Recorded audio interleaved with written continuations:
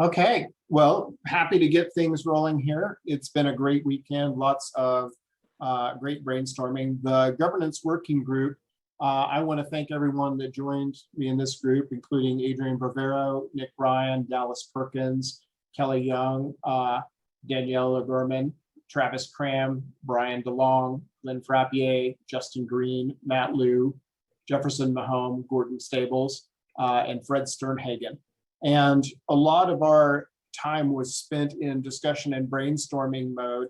And a lot of that discussion was framed about the question of what is governance and what is the specific role of the AFA in relationship to governance, although we did go beyond the AFA in some of our suggestions. And some of the discussion suggested that governance is the pothole problem, like the pothole in the street.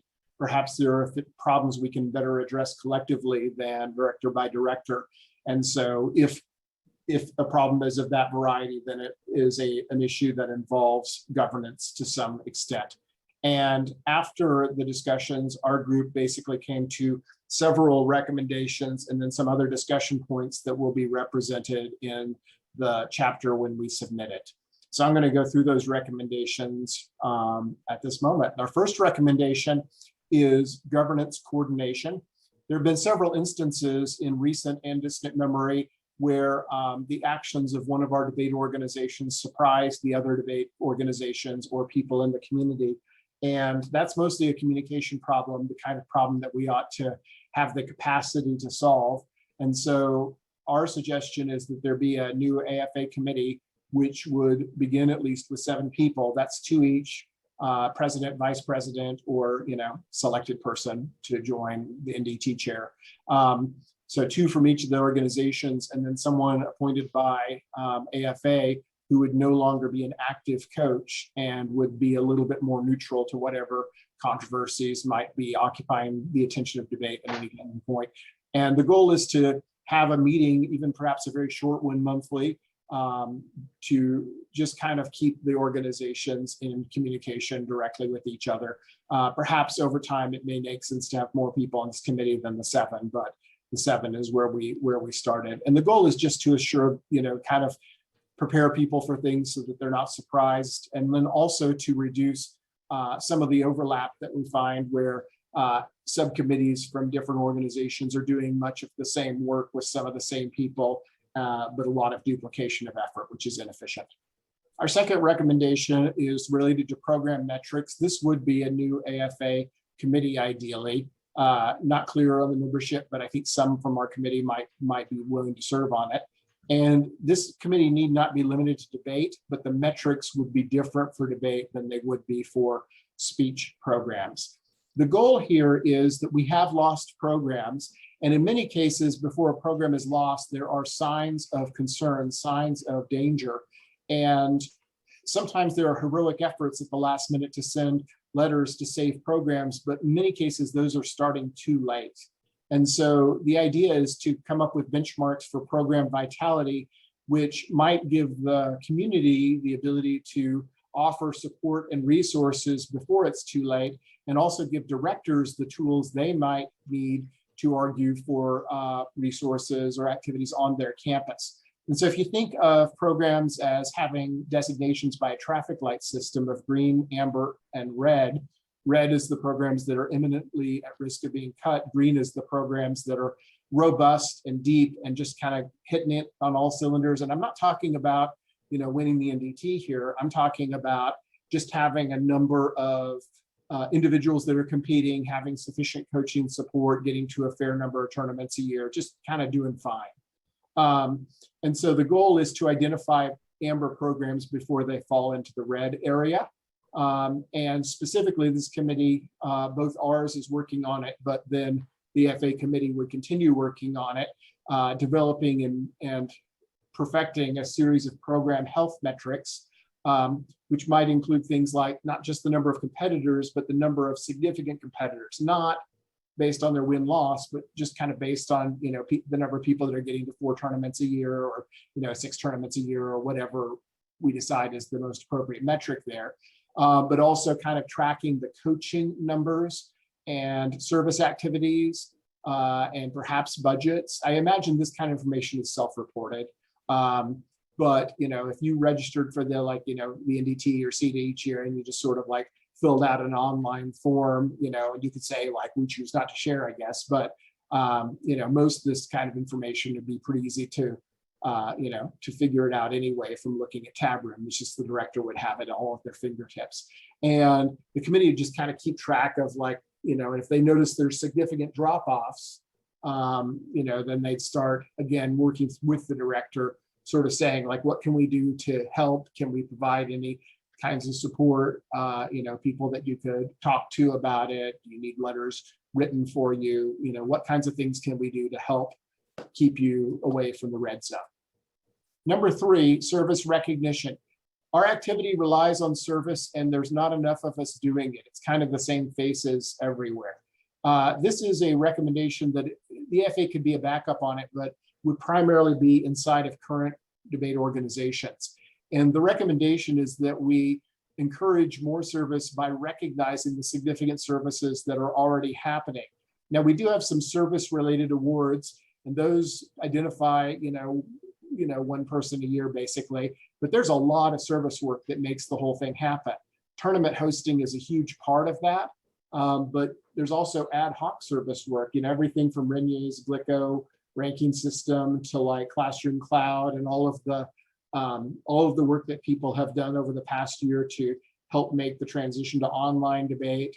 Gary Larson and other people that have innovated the tabulation process, but not necessarily the big acts of service, also significant, maybe less notable acts of service, not just people that are active coaches, but people that are recently away from the community that are still helping us in many ways.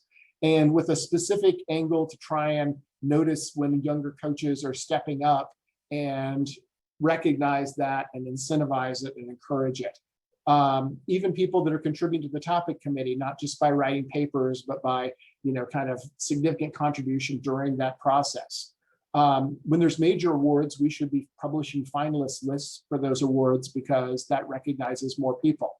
But we should also create an infrastructure which makes it easier for organizations to send thank you letters and recognition letters in relationship to service, because the CETA president isn't always there at the tournament to see it happen and recognize it.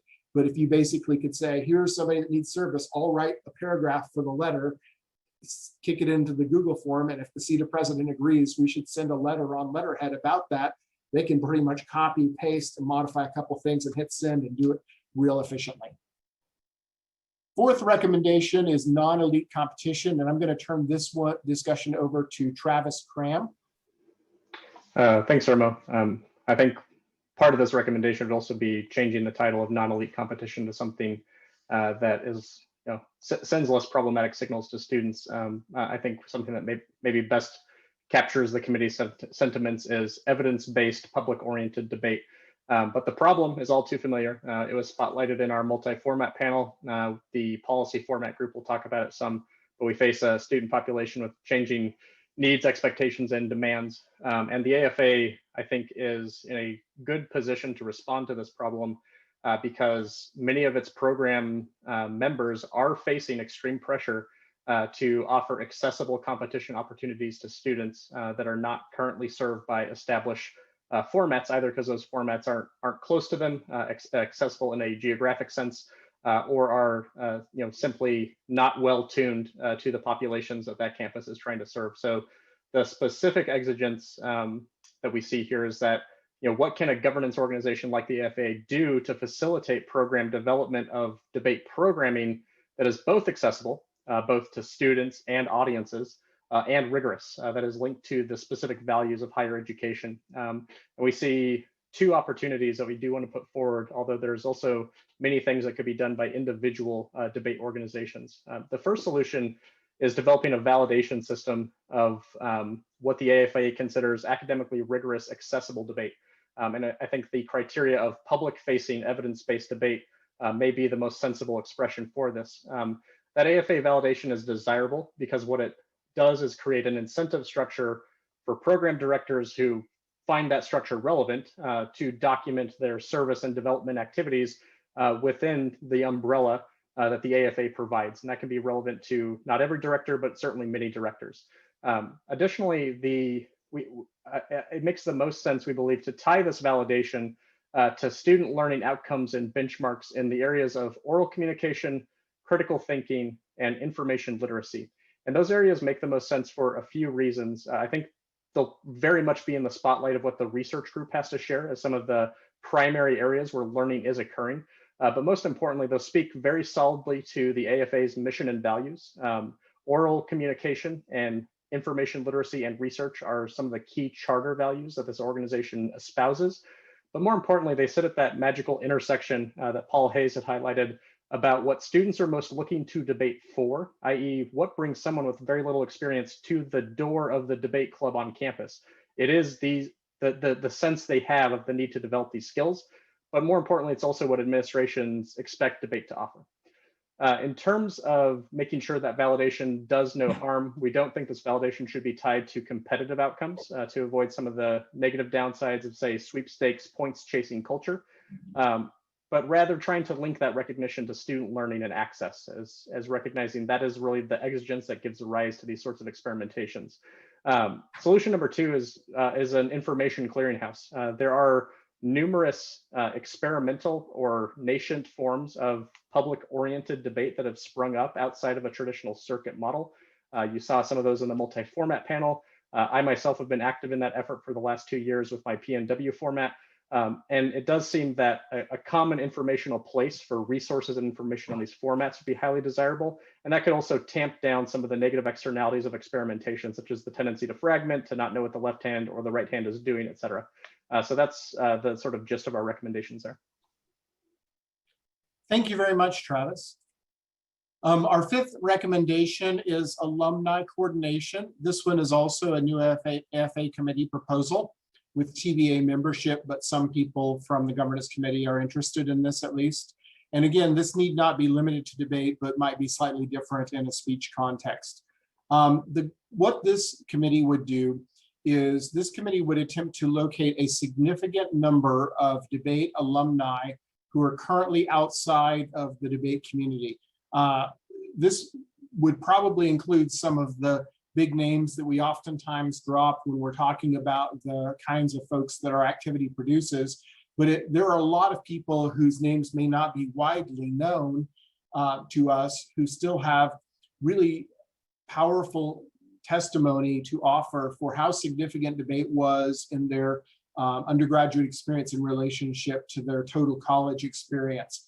And it would, and the other thing is that people that we located for the purposes of this would need to be people that are willing to offer small amounts of time and insight to help us reverse the decline of debate opportunities and program numbers. Again, if they'd be willing to offer 5 minutes of their time or 30 minutes of their time, that's really what we're talking about. We're not talking about a significant amount of time. But the goal is to develop a positive communication strategy that we would share through AFA social media and save on the AFA website, but also encourage the organization and individual programs and individuals themselves to sort of share and generally try and get it spreading out there.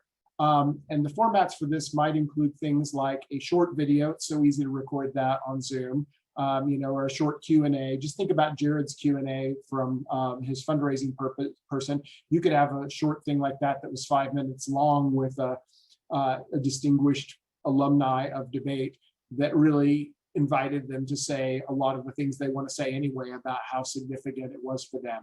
But perhaps they just want to type up a 3-sentence quote and send it to you, and you could put in a nice picture of them and share that, or a blog post or an article if they wanted to write something up that got published somewhere that got recirculated, or individual letters. It could be any of these kinds of things. The point is whatever is convenient to the alumni to do. But if every couple of weeks, every month, we could kind of have a new one of those out there, then we could create a general, a significant amount of positive information that might be helpful to programs that are in defense or programs that are trying to get started. I would imagine that if this is organized, that eventually somebody's going to ask some of these folks to write a letter in support of a new program or in defense of a threatened one. That's not really our initial goal with it. Our initial goal is the more like do it once, get it out there positively, but I'm sure if the structure exists that people will try and do more with it as well. Sixth recommendation is professional development. This one is a kind of a tiered recommendation. The thing we definitely think should happen is that the AFA, which is historically focused a lot on the tenured director model, ought to make it easy to locate the people that do external reviews for tenure and promotion, and that includes senior instructors, not just associate professors and full professors. And the target audience for that is not just coaches that are seeking to go up for promotion or needing an outside review for any number of reasons, but also departments or other people who are seeking reviewers that are appropriate because of their knowledge of speech and debate. And so just making that information kind of a clearinghouse for that, making the published list and publicizing that it exists. Now, if this became a committee, that committee could explore doing things like offering an optional pre-tenure informal review before the formal processes kick in, or perhaps even evaluating ways to recognize and certify skill development, this professional development. Those are significant time-intensive efforts and will require somebody who's willing to devote a lot of time to leading them if they happen. So they're ideas, but the recommendation is at least that we get a list of outside reviewers available. We also had discussion in 3 areas. We had significant discussion about the notion of conferences, which could be either for the purposes of governance or for qualification. This is NDT qualification, or for both. There's detailed writing that's been made by some of the people that are in here. There's arguments and counter arguments. We will have a significant section of our chapter devoted to this particular question as to whether conferences might provide more effective representation of voices that are not well represented right now in governance. The next one was scheduling. Significant concern inside of our group of making novice divisions that happen where they actually make.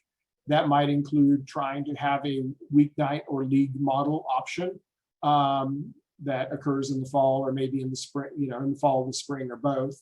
And then also making sure that once we're going back live, at least that we return to having multiple options on regional weekends, on many of the weekends, instead of going to the one tournament per weekend, which the online approach seemed to bring about.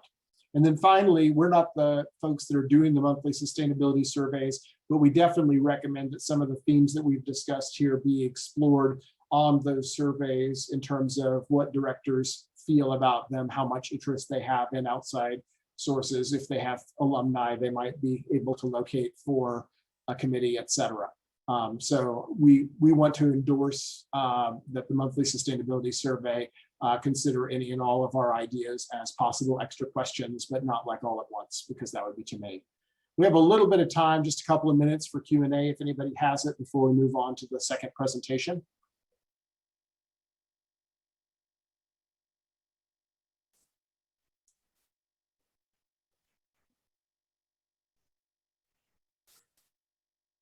I think for Q&A, if folks just want to speak up, I think we can handle the you go next among ourselves.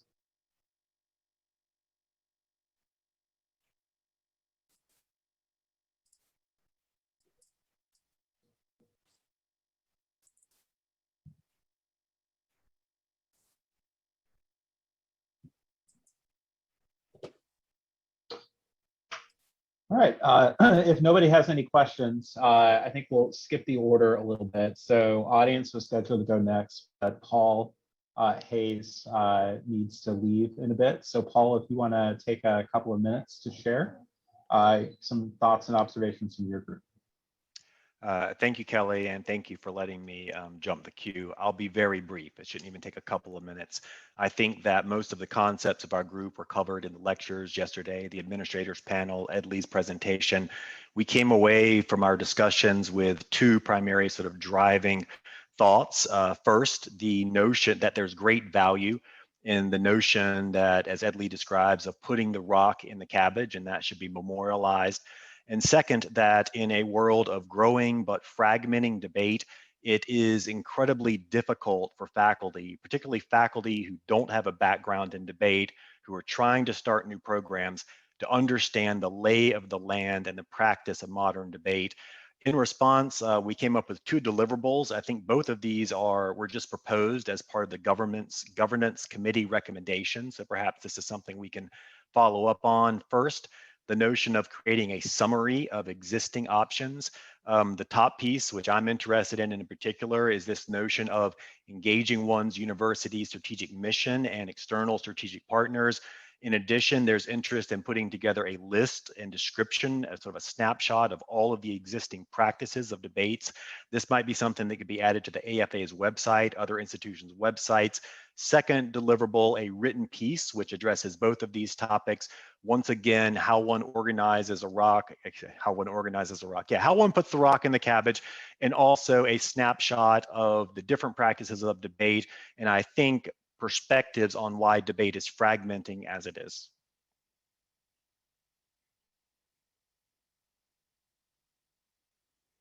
That's it. All right. Does anybody have any questions or comments for Paul?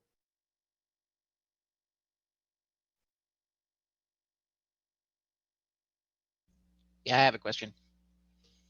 Paul, is the group's recommendation to have tournaments offer multiple formats of debate at the same tournament? Is it the recommendation of our group to have tournaments offer different formats at the same tournament? Yes, sir. Is that the question? Yes, sir. I think our group might have different opinions on that. My perspective is that it depends on the partners and opportunity that I'm engaging and whether a multiple format approach reaps the most value for my students and my university. Yes, absolutely, if I think the context warrants it.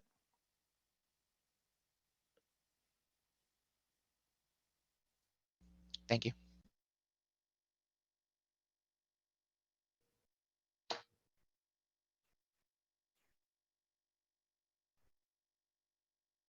Oh, comment from Eric. Yeah, I have a question, Paul.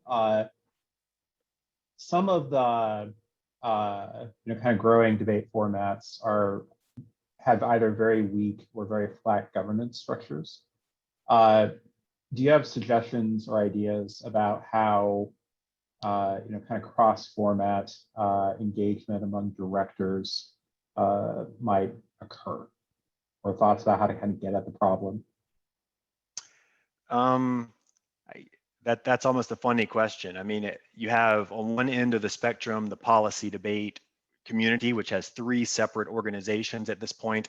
On the other end, you have the BP community, which is basically a Facebook page. So it really depends on what community you're going into and who you're trying to engage. Personally, as someone who sits in the middle of events that engage people from different circuits, I have not found a better way of engaging people from different circuits than personal relationships. I post to the various fora, I see who responds. That's how I develop relationships across circuits. Not a great answer, but that's my practice. I would, I suppose, add that on the question of this rock in the cabbage, engaging strategic missions and whatnot, we have created a conference called the Civic Debate Conference, which is focused to discussions along that specific line. So that is one thing we're publicizing for people interested in extended discussions on that to come together. There's a website, civicdebateconference.org. We have an annual discussion on that front. And that's a lot of different coaches from different circuits who come together to have some of these discussions. Thank you.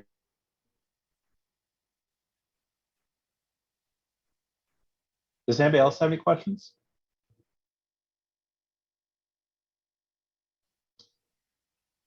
Thanks, everyone. All right, well, yep, thank you for joining us, Paul. I hope you have a good summer, and hopefully we'll see you around. That was working on items. I'm hugely in debt to all the folks that made incredible contributions to this group. I want to identify them by name because they've certainly put in the time. Myself, Clay Webb, Karen Anderson Lane, Kyle Cheesewright, Jordan Foley, David Kramhelwich, Bob Groven, Paul Mabry, Matt Moore, Sarah Partler-Lefebvre, Jackie Popes, Jason Renier, Rebecca Seitman, Ben Voth, and Ben Warner have done an incredible job. I think you could tell from the opening session of this report that there was quite a bit dedicated to this. The idea of a research working group was sort of you do everything related to research and the debate activity. We asked a couple of basic questions. To begin with, our mandate was to try and set a research agenda for the future. No small task given the variety of things that have been looked at in the past and things that are going on in the future, as well as attempt to design and implement a program assessment model, which to our knowledge has not really been tried before. We started off with a key analogy or assumption to think of debate as an activity that people do not just as a learning experience, but as an academic discipline. And if it is something we can think of as an academic discipline, how would we then identify the research that is done inside of debate? We would have to say that although we have multiple published articles and other research concerns, our research is not really systematic. We have some advantages and disadvantages. We have multiple data points in the forms of ballots. Probably every director does an annual report, but how are we using these things at an organizational level, at an activity level, and at an institutional level? So overall, our impression is that our research is ad hoc. That is, we are typically focused on one individual research project at a time, short-sighted in the data collection and analysis approach. We'd like to suggest some changes for this. How would we go about trying to think this and imagine it differently? The question here is, how did we proceed? We took that large topic and divided it into 5 problem areas that we saw as all interrelated. Those are as follows: data curation, data collection, facilitation of research, program assessment, student learning outcomes, and high impact practices. And for each of these 5 areas, we divided up and asked 3 important questions. First, how can we make the case that there's an important need in these areas to try and build upon future work that is coming? Second, what are the important issues that need to be addressed at a disciplinary level if we are to make any gains in this? And third, what's our plan of action for meeting these? So instead of an overall set of recommendations, in fact, we have a number of suggestions at each one of these particular levels. I wanted to say at the beginning, we tried to work for a framework to establish the student learning outcomes, that we saw for debate as a discipline. And after much discussion, we settled on at least these, and it's not a definitive list, but a beginning point.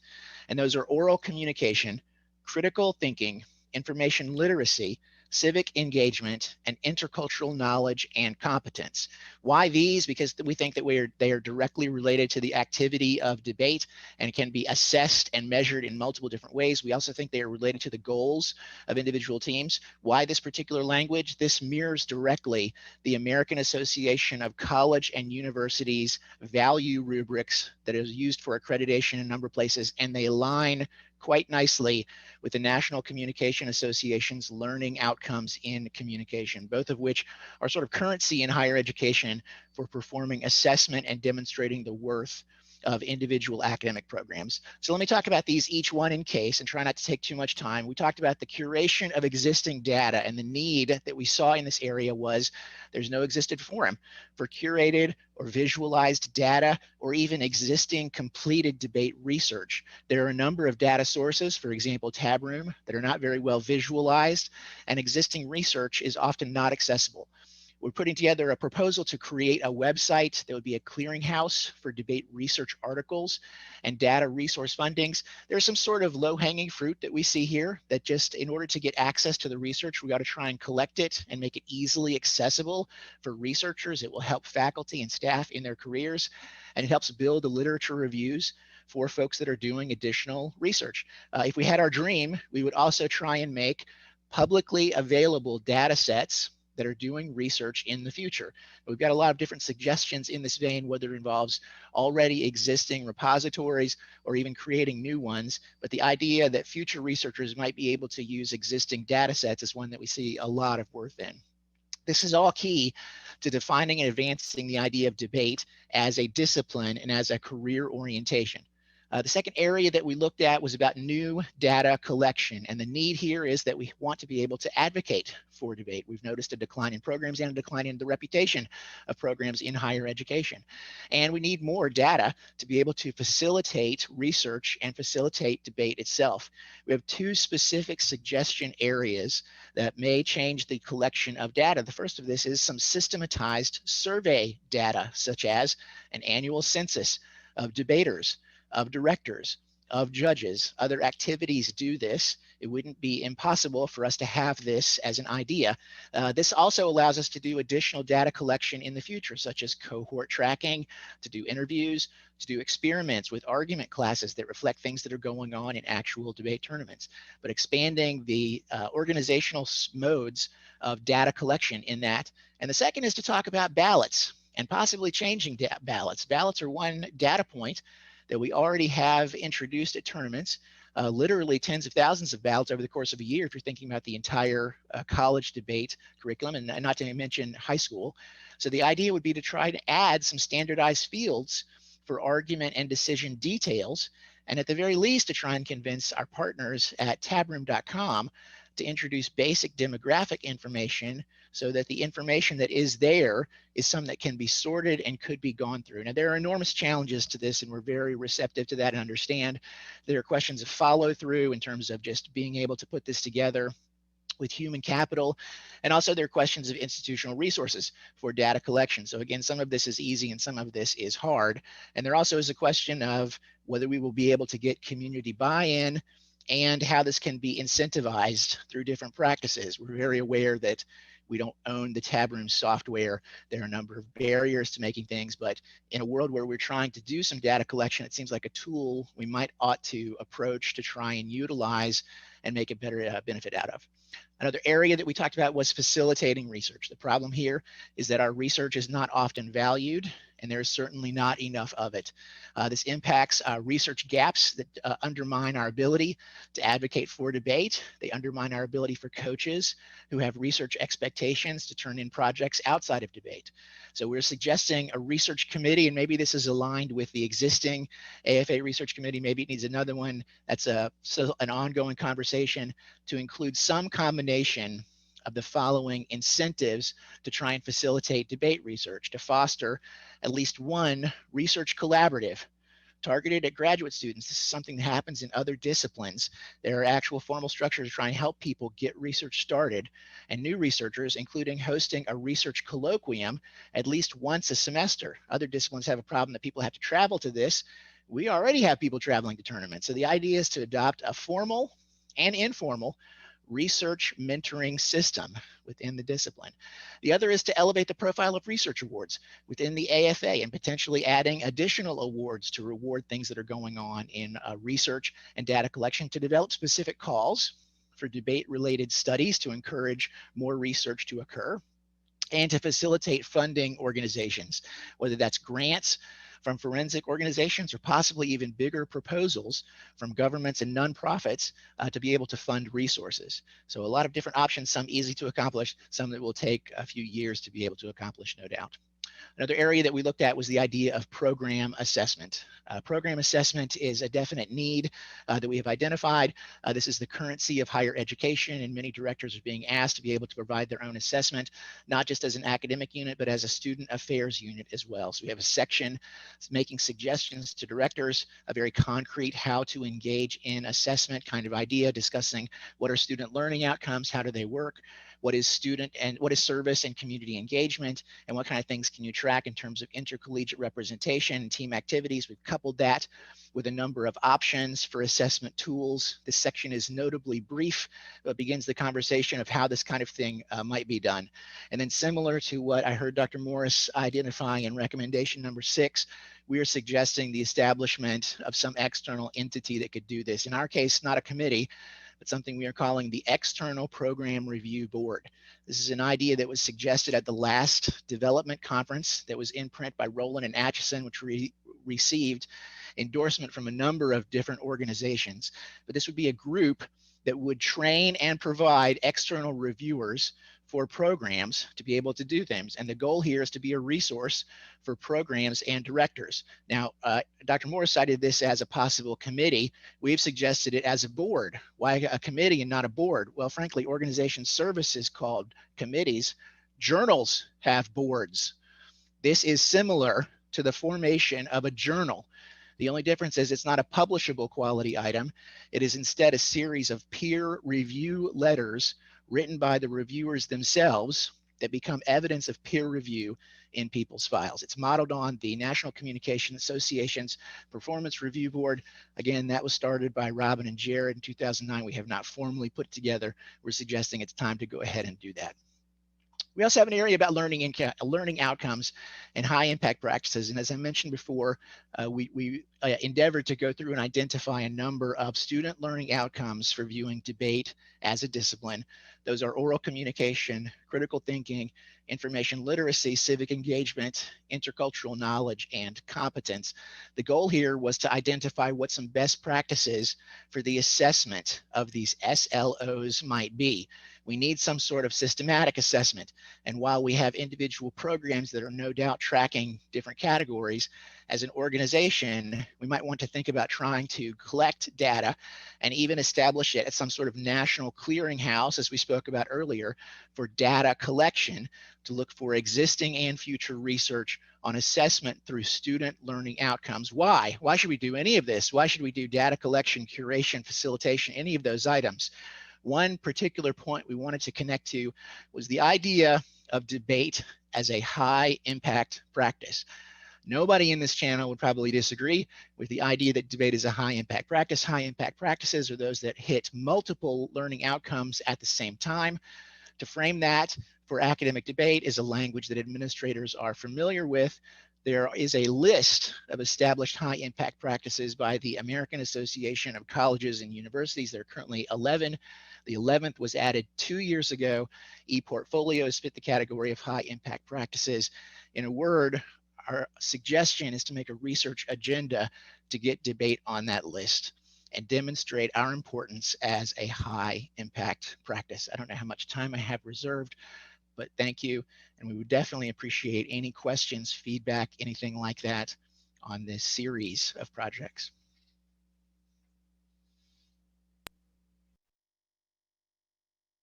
Thanks, Brian. I think we have some time for questions and comments. I know we're going to skip a couple of groups, or rather a couple of groups that are not going to be presenting. So if anybody has a question, feel free to, or comment, feel free to turn on your microphone.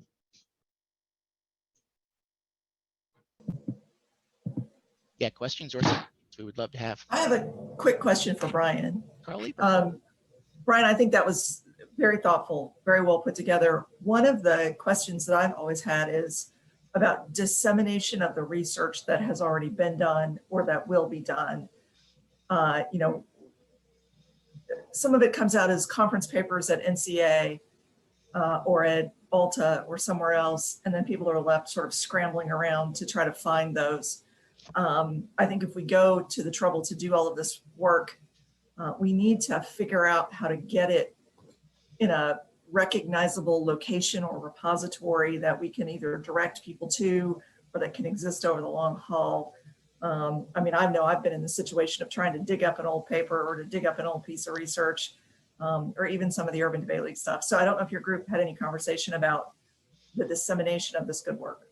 Yeah, absolutely. And I apologize in trying to fit it to 20 minutes. Obviously, I have cut short a part of our discussion, but especially when talking about data curation, which Jason Renier and Bob Groven worked on explicitly, we have a proposal for a clearinghouse or repository of information. And again, there's easy things and there are harder things. The easy thing is the web structure in the AFA should have a listing of here are the articles going on.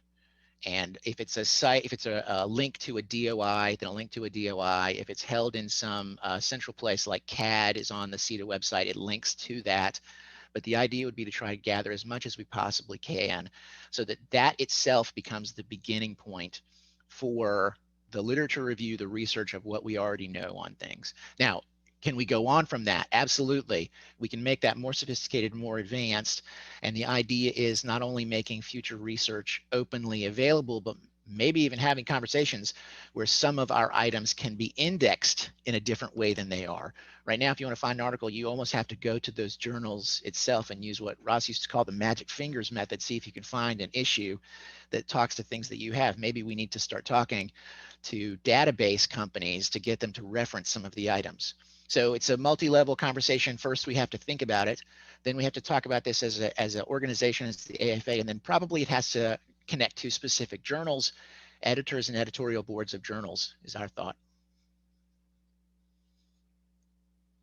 Is that your question? Brian, I've got an observation, because I think that was pretty amazing to sort of see. I would add one area, I think, for conversation and I think for research, which is also leadership. And this is one of the points that I think we were talking a little bit about yesterday. Our group has talked about some as well, which is part of the reason there was that wave of presidents and provosts that came out of debate was because what you do as an assistant professor doing as a provost or a dean or a provost, right? You're doing budget, you're doing personnel management, you're doing sort of extended timelines. So a line of research that looks at leadership and also sort of considers some of those leadership questions, I think would not only be instructive. I mean, I think there's a lot to be learned about just ways of coaching, which we don't oftentimes talk about. I mean, we talk about like great coaches, but we don't talk about the methodology by which those coaches operate. And I think that's, revealing, and I think there's a whole body of research potential there. But then on top of that, there's this question of prepping that line of research so that people are sort of getting kind of the pathway to that. Because I mean, I do think that that's where part of our ranks have been dwelling over time is people that are continuously moving into those positions. And so I think leadership is a research component. I mean, there's so many dimensions that might be worth including there. That's a great suggestion, Richard. Thank you so much. And as I hear you saying two things. First, that it needs to be included in a research direction, that it's fruitful, and also becomes a justification for research on the activity, that these leadership outcomes are things that could be measured as well. Thank you so much. Yeah, absolutely. Yeah.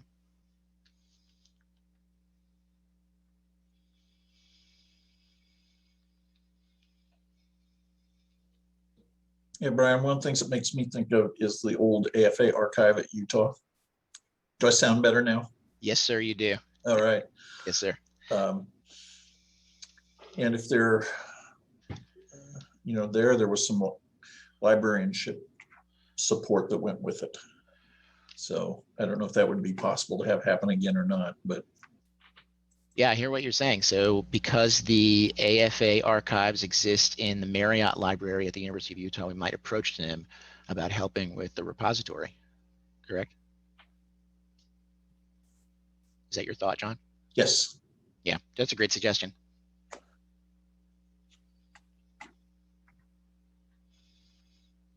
And without much success, I have reached out to those librarians to see kind of what we can do with the current archive. And so some of that has started. It's kind of drifted off as other priorities have popped up, both for the Utah folks and for me. But we've already started some contact. So I've got people that we can reach out to when needed.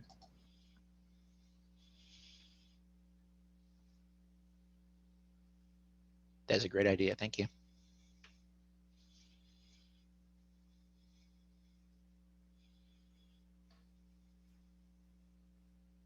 We don't have anyone else.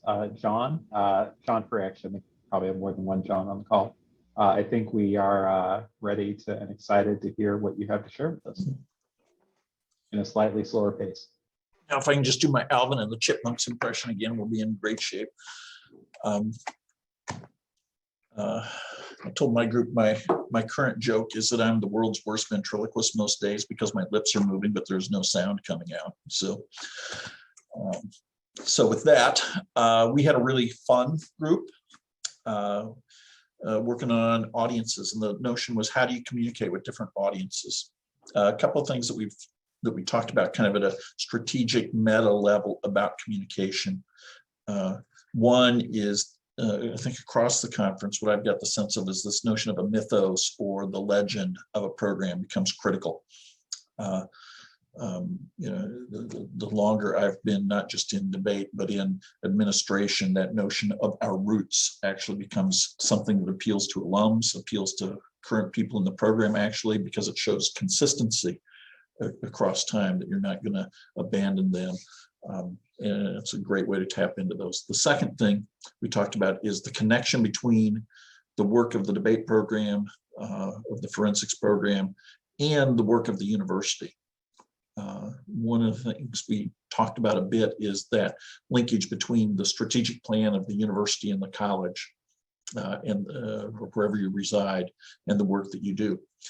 The one caution that I always offer is that some universities, the strategic plan sits on a shelf and does not really drive decision making. And so the real task is to figure out what matters to the people who are making decisions, and how do you align. I always think we're really good at collecting evidence, sharing evidence. How do we figure out what evidence matters to the judges, in effect, on our campus? How do we get that so that it aligns? I've always been of the belief that very seldom that what happens on a campus actually changes because of the administration. What changes is the way we explain what we do. We should be exceptionally good at being able to explain what it is that we do to folks, when regardless of what it is they desire. With that, the last thing is, we would also encourage all of you, if you have things that you want to share, because one of the things we will be talking about throughout is templates of way to communicate with people to help new and existing directors and coaches be able to provide information quickly. If you have templates of things, feel free to share that with the leaders of the group and the individual leaders. I will put my email address in this right away. We have 4 groups that met. The first one will be the public group, which Richard Pineda will be speaking. The second group will be the students. Erica Thomas will discuss what's going on there.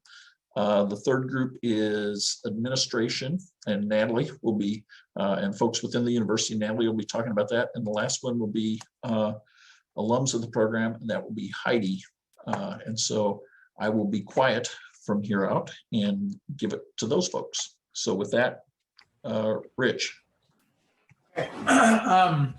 I just want to say at the beginning, thanks to Kelly and David for putting all the footwork into this. And it is so nice to see so many of you. I mean, just having been away from any of the physical part of this, but just seeing faces and hearing people reminds me of what a great community of folks this is. And I really have enjoyed this weekend.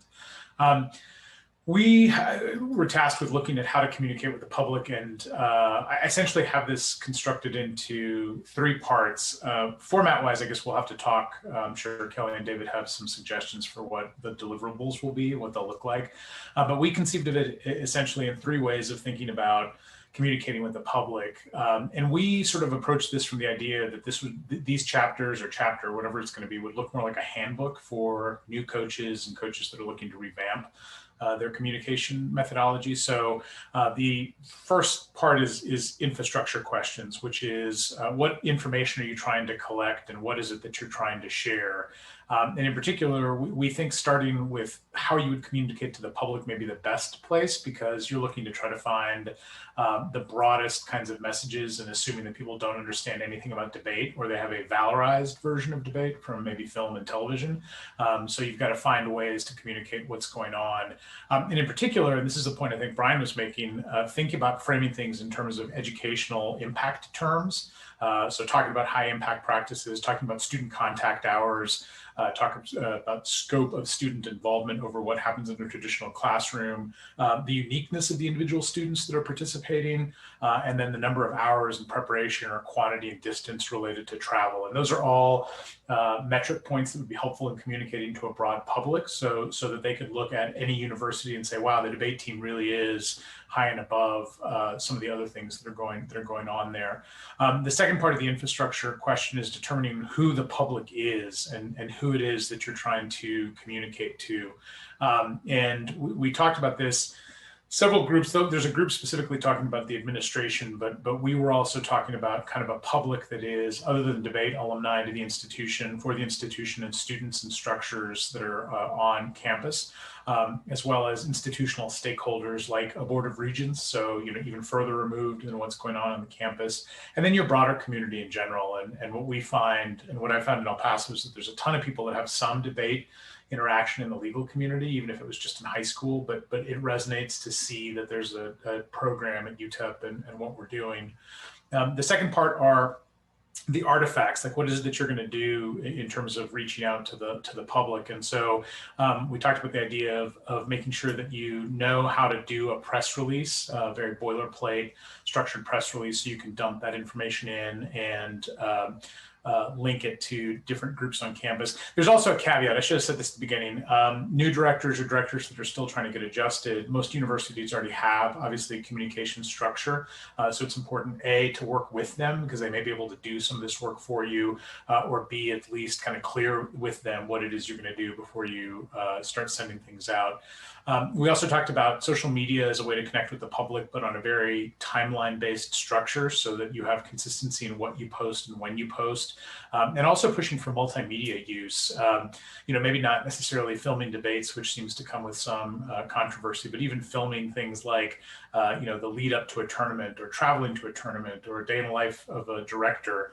A lot of folks that are in communication departments probably even have colleagues that can help edit those things down into 2 or 3 minute videos that you can post on social media. But the idea would be to, again, kind of present the best of what you do in any form or format to a very broad audience.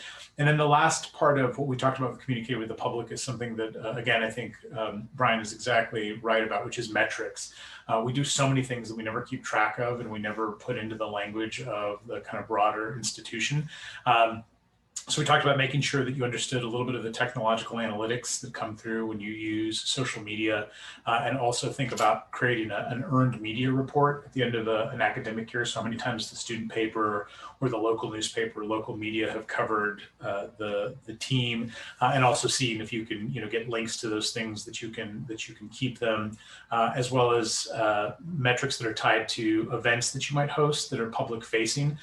So those are some of the public themed debates, but also using the debaters in other contexts and finding ways that they may overlap with the university mission with other units. But the first big question, I think, really is what is the information you're trying to collect and getting yourself into the habit of knowing what information you want consistently. So that's the part of the communicating with the public. And I can't remember, John, who you said was next. Maybe it's Erica.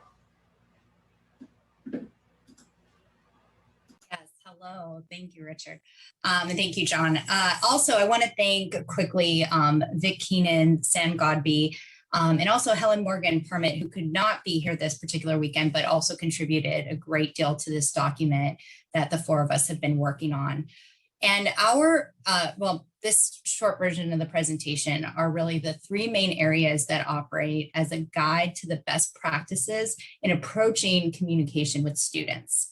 So we've broken that down into 3 sub areas. And the first topic involves, it's going to sound broad, but it's necessary given the range of our programs. And that is a preliminary brainstorming and educating prior to the communication.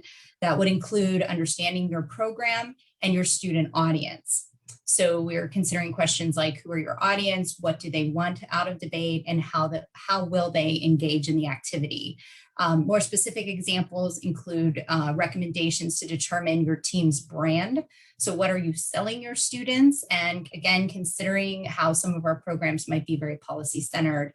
Others are more multi-forensic events. Some are co-curricular, some are student club or student-led even organizations. And then even the focus, are you competitive, pedagogical, or more experiential in which you want students to be attracted to? Know your audience. So what type of students are a good fit for your program? Our programs range from having everything from transfer students, first generation, to more experienced high school debaters. Some of us are more attuned to novice debate, UDL debaters, et cetera. So there's a lot of consideration of that. and then building the templates and communication that support your program's recruitment. Now, we will be providing a number of linked email templates that we already have, things like messages to interested students, requesting time at orientation and tabling events that you would send out to other offices, and specific emails being sent to students in specific departments or majors, including honors college reach outs, for example. Also, a few flyer templates and social media templates that directly reach the student audiences. The second then area would be the initial follow-up and introduction to your style of debate or your program.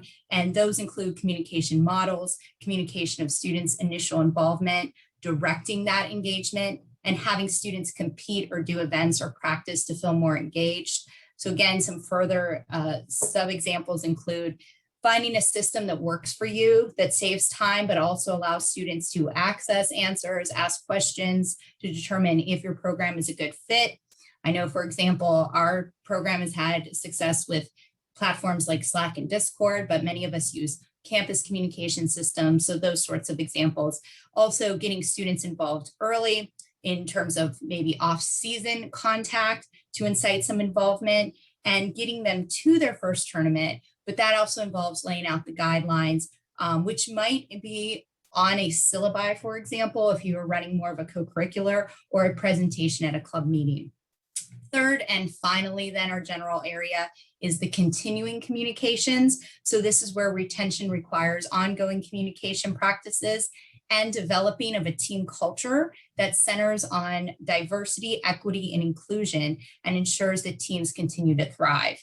So some of our examples include retention communication strategies, keeping up to date with the needs of your students, such as calling individual meetings to assess their school and debate relations, partner relationships, maintaining a healthy team culture as ways to encourage team building skills, and addressing and being proactive about diversity and inclusive initiatives, which likely involves knowing what resources are available on your campus, and also things like consideration of your mandatory reporting responsibilities.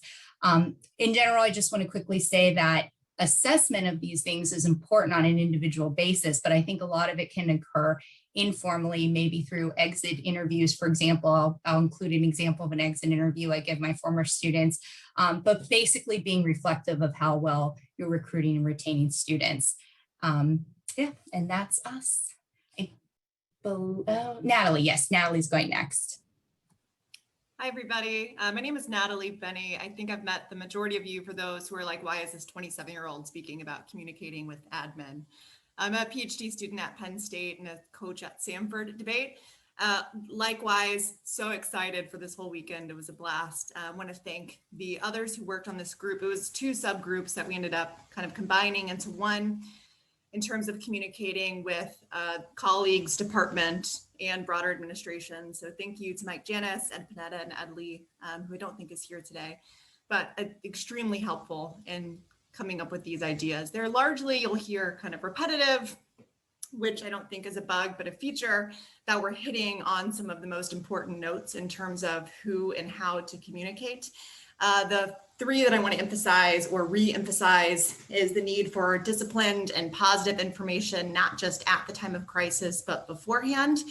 And so that looks like regular meetings with the supervisor. And we're trying to gear this deliverable or this guide, like Dr. Panetta said, not or like a handbook. So not necessarily a toolbox, but kind of generality. So keeping in mind the diversity of ways that teams are organized, that more and more it's moving away from the kind of traditional model of housed within a comm studies department with a tenure DOD or DOF, but thinking about how teams might be organized, not in an academic department, in student affairs, campus life, and honors college, or totally independently, that the advice we're generating are hopefully helpful to all of these kind of teams and any director or coach who's responsible for communicating from this team. So keeping in mind Gottman's idea of the ratio of 5 good communication events to 1 bad communication event in order to maintain a long-term healthy relationship, we ought to keep that in mind as debate teams as well in regular communication. The second point is speaking the language of the university. We've talked about this a lot. The strategic plan is one of those. If they're not don't really care much about the strategic plan, figuring out what messages are persuasive and using those to communicate with. It's not just wins and losses. Cannot emphasize enough how much really no one else besides maybe a few alumni and a few debaters care about your win-loss ratio, but there are other outcomes that are much more persuasive. And lastly, we discussed the importance of creating a mythos or a mythic history to create a kind of institutional memory that justifies the debate team as integral to the identity of the university. And this might not mean necessarily creating one, but finding one that already exists, that in so many institutions, any kind of public speaking society or oratory club goes back likely, 100 years, and being able to leverage that. And we discussed the various ways you are able to do that in terms of going back through yearbooks or even using the structure, kind of materials of the university to craft that memory or that mythos, even physically with trophies or the Wall of Seniors at Emory, different ways that you can be able to craft that mythos and communicate it to the colleagues, department, etc. In terms of deliverables, I mentioned it'll be like a handbook. The one thing that I did want to make sure to ask from anyone, I think we don't need a ton of ancillary information, but if anyone did have, I think Danielle mentioned this the first day, examples of the kind of regular communication newsletter that you send to administrators or supervisors of just here's a quick, one-page summary of different outcomes. Wins might be a part of that, but also I think she mentioned this is the number of languages we have represented on the team, the number of students we're reaching, the number of places or miles we traveled. If anyone has an example of that you would be happy sharing, you can send it to me or to John, who I think said he would put his email in the chat, but I'll go ahead and put mine in there as well. And I'll turn it over to the last group, or is that the end of our group? Whoever's up next. That'd be me. So I represent the alumni subcommittee of this particular work group that consisted of Adam Guerin, John Turner, Avery Henry, and myself who worked on this. And we were talking about messaging with alumni. The kind of overall idea that we started with was the notion of you want to be thinking about how you are providing value to your alumni, that you're maintaining relationships with them. And there's a reason for them to be wanting to continue and maintain those relationships with the program, rather than just thinking about it as what is the benefit to the program of those relationships. And what I'm going to talk about are kind of the big picture strategies in the couple minutes we have here. First of all, we have to know who your alumni are. So that requires developing and maintaining a list of your alumni. That includes knowing a variety of information about them, which may include what years they were at the institution and debated, what their current positions are, obviously addresses, any other kinds of relevant information, and we have some ideas in the deliverable as well. That is something you can work with your development office with, but it's also something you want to be keeping yourself and constantly updating and passing from director to director and through the program, because sometimes that communication with the development office may not always be consistent, and they may turn to you for that information as well. You want to think about this as continuing to build and maintain that relationship with the alumni so that it's not just the communication with the alumni, the messaging to them is not just for the financial ask and not just in the time of crisis when you need the letters of support. And then also the third part is a need to coordinate with the development office or the alumni association or the foundation or whatever that entity is on your campus. Sometimes they have very particular rules about what you can and cannot do. And so you want to make sure you know what those guidelines and rules are. Also, as was talked about last night, that they're the ones that do the ask. And so your messaging is going to be different than their messaging will be. And then the rest of our deliverable are the tactics by which you might do that kind of messaging with the alumni. And so we've grouped those tactics essentially into two large areas: the messaging with the alumni in terms of how do you keep and maintain those relationships with the alumni, in a variety of ways to do that. And then the second kind of set of tactics are how to empower the alumni with ways to support your team. And so two kind of sets of tactics that are there.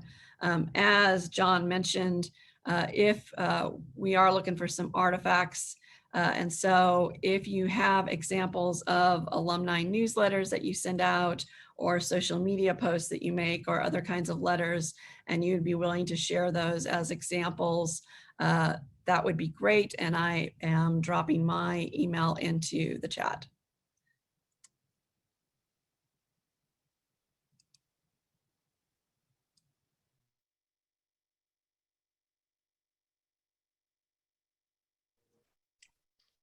And that was our group.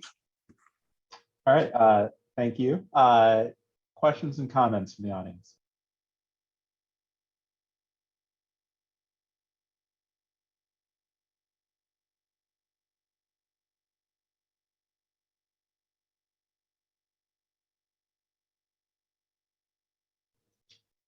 All right, up next, we have the topics group.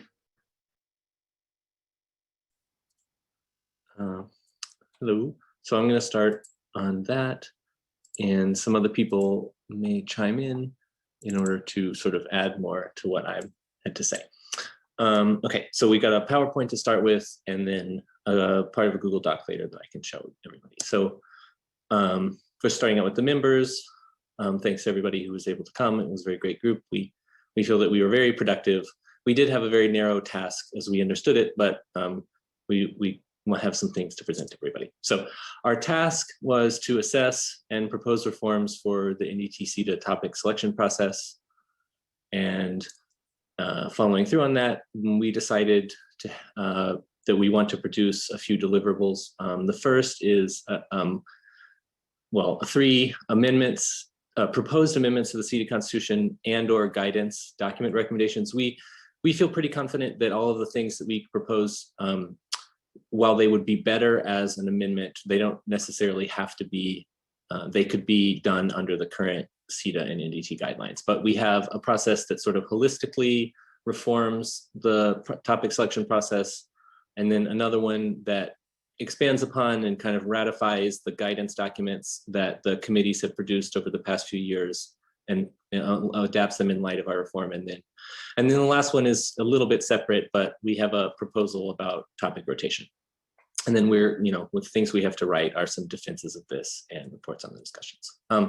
So could kind of take people through this. We start out with, or there are a few slides about sort of what we identified as problems and what we can do about them. And I just, before we start out, like the important thing that we all agreed on in the committee is that everything that we identify as a problem is a problem with the structure of the process as set out in the Constitution. And we actually think that the committee members do a fantastic job, but that they're placed in impossible situations. And so there's the structure needs to be reformed. So the first thing that we thought about was the committee's task and its role and the time in which it has to do that. And so the problem, in the most succinct possible formulation is that the status quo places impossible demands on the topic committee that must be met in an impossibly short amount of time.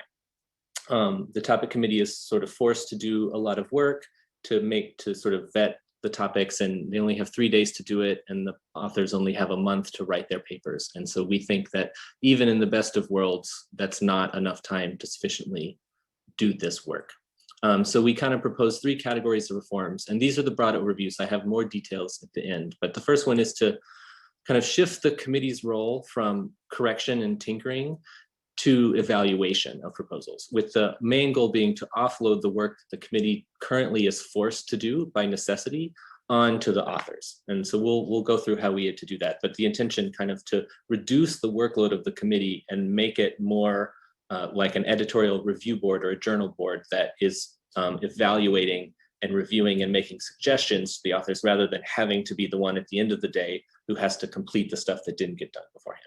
And so sort of the next part of that, which is intimately linked with that, is we propose to stretch the time frame of the topic proposal from 1 month and 3 days to an entire year, and to add a lot more time to the wording review. And I'll have the calendar on that later on. And then the last bit here is to create more instances of advising, mentoring, and collaborating between not just members of the committee, but prior authors who have succeeded in producing good papers, to work with aspiring authors to help them out. And then also to sort of create a process for volunteers who wish to help other paper authors sort of make themselves known and assist. The second problem area is about incentives for paper writers. The problem is basically that there aren't any. You win the contest, but it's not a very productive incentive, and it's not very powerful. So we thought of ways in which we could create more incentives and link them up with the calendar reform that we proposed. And the sort of two ideas we settled on were creating opportunities for professional development credits, including a panel for paper authors to present at, either at NCA in the fall and others that are external to NCA for people who are not in the communications fields. And then also the possibility of publishing non-winning papers in a yearly special issue of CAD. Obviously not for everybody, but if somebody wants to take the work that they've done on a paper and use it for some professional credit, we think that there should be explicit avenues for that to happen. And then the next area was about kind of representation and stakeholders. The problem in the succinct formulation is that there are concerns that the status quo topic process does not adequately include all stakeholders, and this could include stakeholders within the debate community and external stakeholders outside of it. And so the forms that we propose, like the others, are linked up with our initial proposal, which allows for and creates new points of contact between topic authors, the committee, and the debate community at large to encourage more dialogue and interaction. And it also creates opportunities for those who are proposing alternative resolution formats to have more chances to create public hearings or to speak to others and discuss the idea rather than having it be a sort of a very condensed online discussion in April. And then the last bit, it was topic rotation. And the members of the committee, this was an area where there were fewer members, but nonetheless, it was pretty much, we settled on this anyway, that the first issue is that there's topicality issues with what domestic, legal, and international means. Currently, the standards are very vague, and most importantly, there's lots of overlap. So just for example, antitrust, which is our topic next year, counts as domestic, but it's also clearly legal. But we're still going to have a legal topic next year. And second is that rotation forces awkward situations where the best topic is forced to fit the confines of the rotation requirement awkwardly. So people wanted a space topic a couple of years ago, but it became about space cooperation because we had to be international. So we have some ideas basically to convert the rotation requirement into a checklist requirement, which I'll explain in a little bit.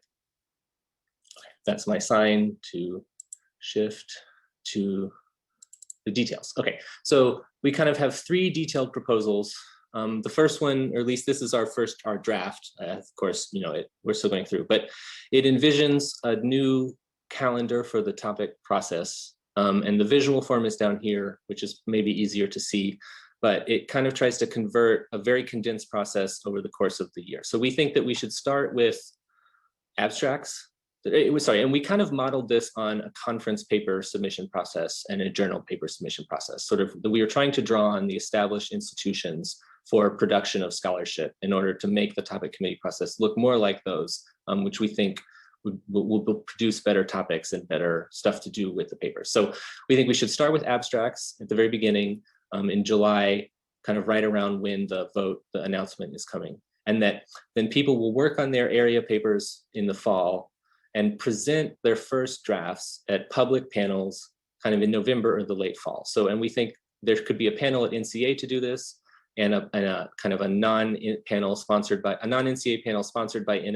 AFA, during the week sometime for people who can't make that. But anyway, the main idea being there are opportunities for the paper authors to present and have public feedback where people can present questions, and particularly members of the topic committee can make suggestions or concerns that they have.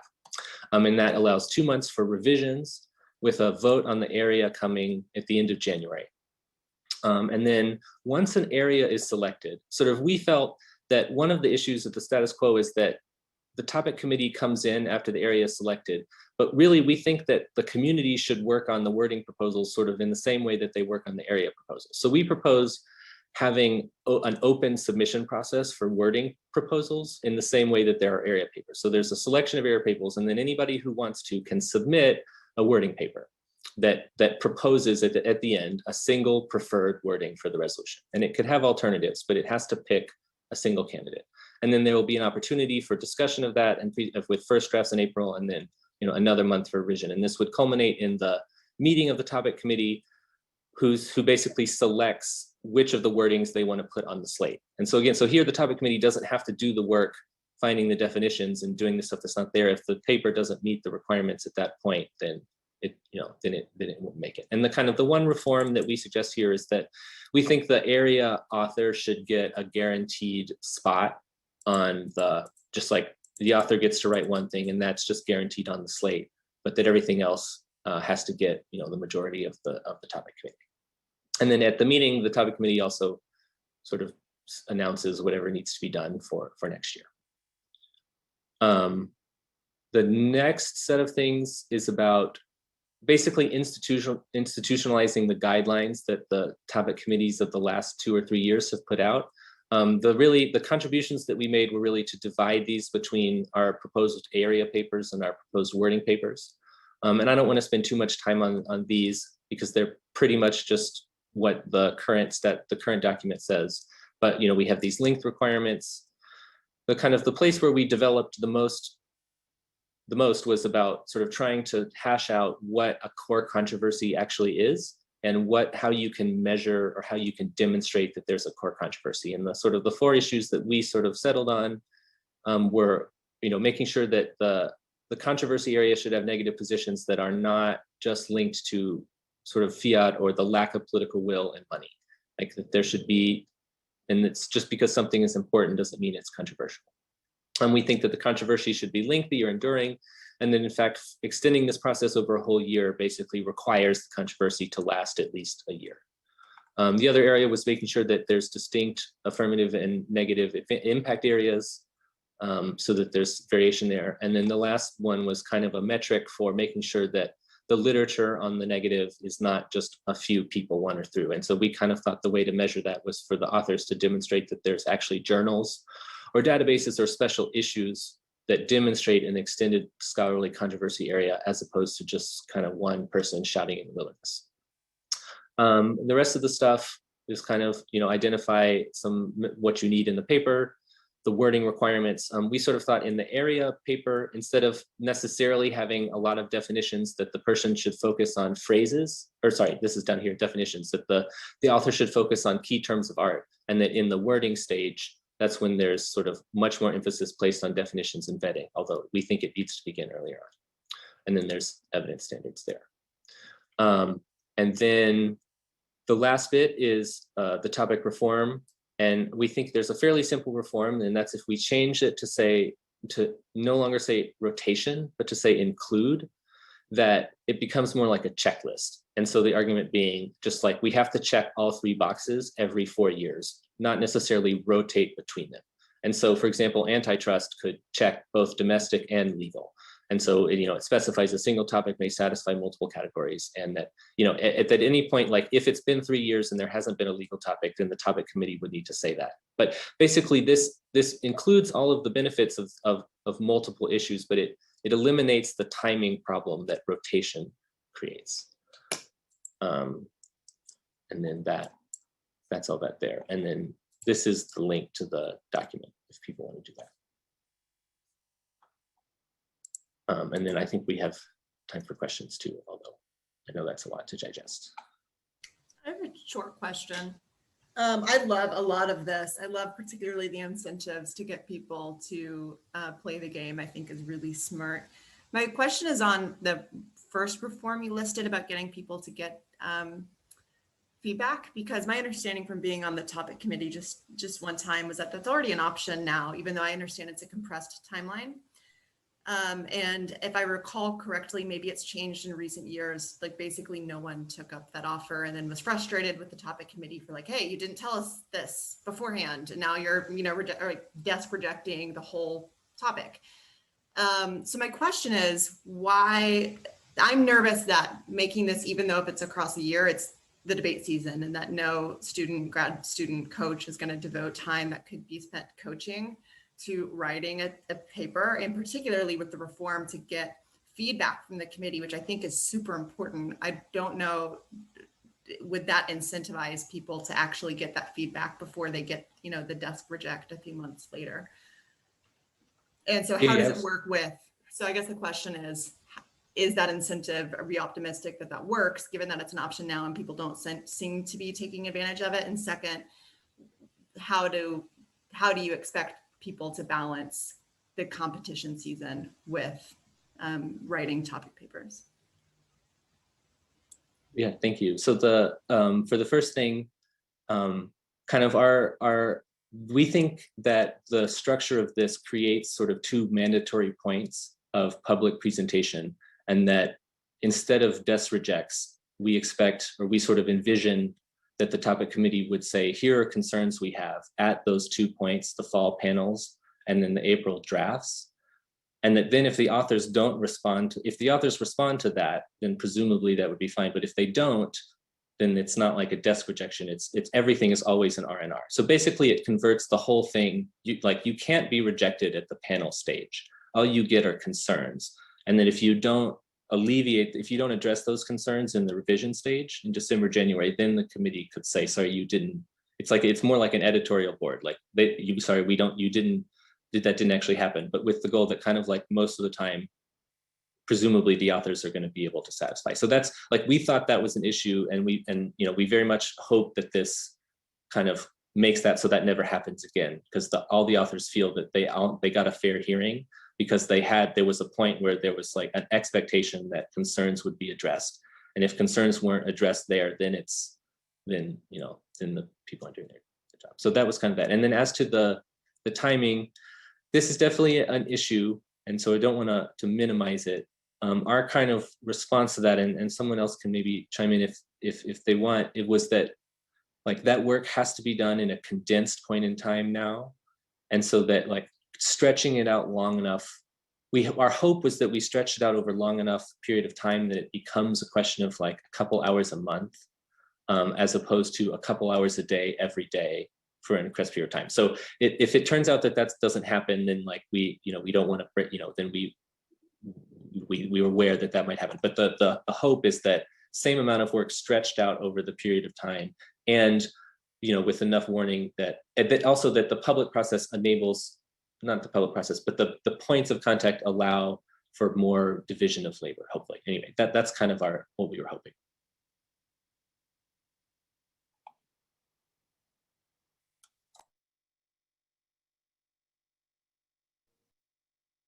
Other questions?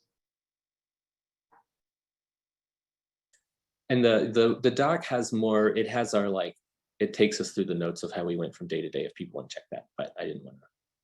Yeah, Vic. This is kind of the follow-up to what Natalie's question is, which is the way that the topic process has been pushed back into that time frame was an evolution over a period of years. It wasn't that the topic process has always been this late, it's that we used to have a general meeting about the topic at CETA Nationals much earlier in March and have a public conversation. And what would happen is people didn't feel like they could produce things that way. And so we've actually been creeping those deadlines back later and later. So I think this is sort of the second part to Natalie's question, which is how do we then avoid sort of that slow creep backwards if we find that people are feeling, overwhelmed? Because I could write a topic paper in January or November of any given year and post and say, what do people think about this?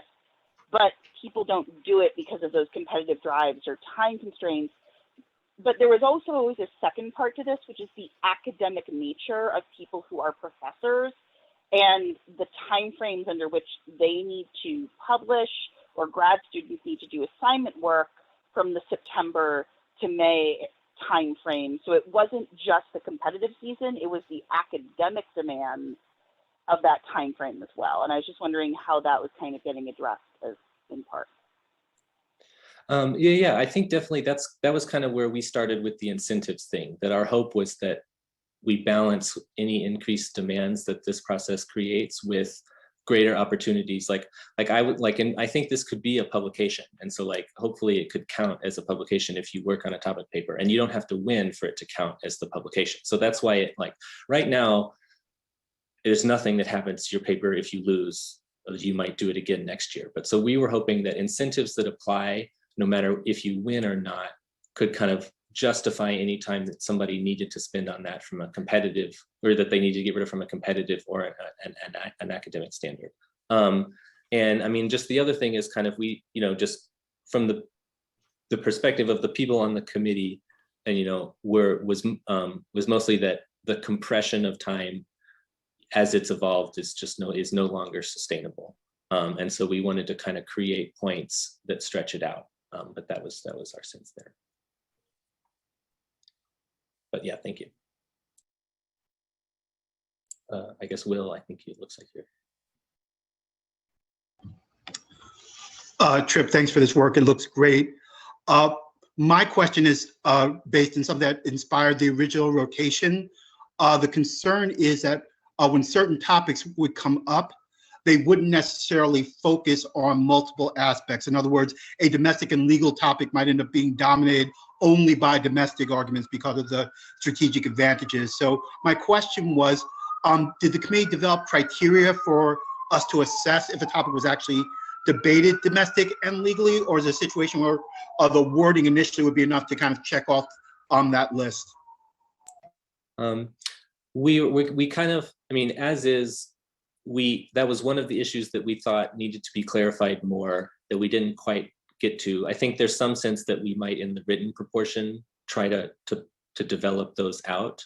We started out with interest in clarifying domestic, legal, and international, and kind of felt that this little fix might alleviate a lot of the issues, but no, we're absolutely open to you know, including stuff like that in the written thing. But we didn't get to anything like that in our discussions. Does that help that?